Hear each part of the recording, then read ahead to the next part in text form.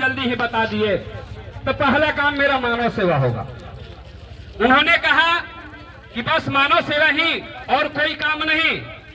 मैंने अब डिटेल रूप में बताने की कोशिश की कि मानव सेवा इस पृथ्वी पर जितना भी काम है वो मानव सेवा के रूप में किया जाता है। चाहे गली नली का काम हो, चाहे राशन कार्ड का काम हो, चाहे वृद्धा पेंशन का काम हो, चाहे रोड का काम हो, चाहे इंदिरा आवास का काम हो, चाहे जो भी काम हो, वो मानव सेवा में आता है। इसलिए मैं मानव सेवा से संबंधित जो भी कार्य रहेगा, मैं 5 वर्ष कार्य करने के लिए मैं आया हूँ। मुझे मुखिया बनने की फितरत नहीं थी। लोगों ने हमें विक्रमगंज से कहा कि आपकी धरती पुकार रही है, आपकी धरती कहीं न कहीं रो रही है कि आपका जनरल में भी दूसरा कोई आपस में लड़ने के बाद जीत जाता है। आइए विनय पटेल जी, आप सामाजिक व्यक्ति हैं, आप आइए और इस पद के लिए आप आगे बढ़िए, लोगों से मिलिए जुलिए और आशीर्वाद मांगने का कार्य कीजिए।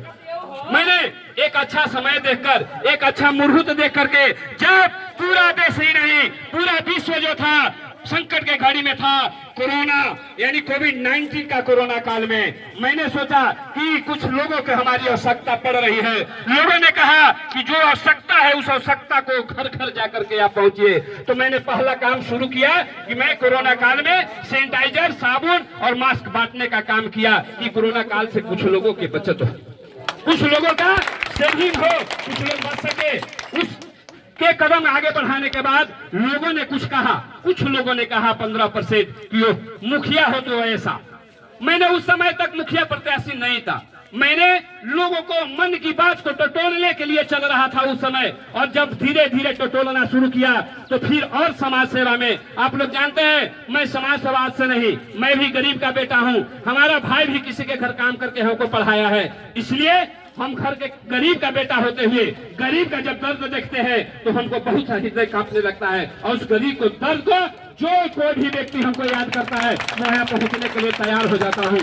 इसलिए मैं आप लोग से चाहूंगा कि वैसा व्यक्ति को आप चुनाव जरूर कीजिए। और एक चीज और मैं आया हूँ, यहाँ भी हमारे धर्मेंद्र भैया हैं, एक प्रत्याशी हैं। यदि धर्मेंद्र भैया हमसे मजबूत निकल जाएंगे तो समाज हमको पास आके कहेगा कि विनय पटेल आप कमजोर हैं, आप बैठ जाइए, मैं उसी समय धर्मेंद्र भैया के साथ घूमने का तैयार करूंगा।